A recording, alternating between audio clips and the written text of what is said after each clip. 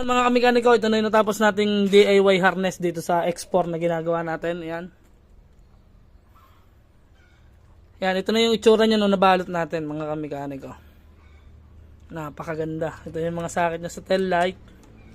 Ayan. Sakit sa headlight. Ayan. Sakit sa stator. Ito yung fuse box. Oh, napakaganda din ng fuse box. Ayan. Napakaganda mga kamekaniko. Balot na. Ayan. Alright, alright. Kaya sa mga gustong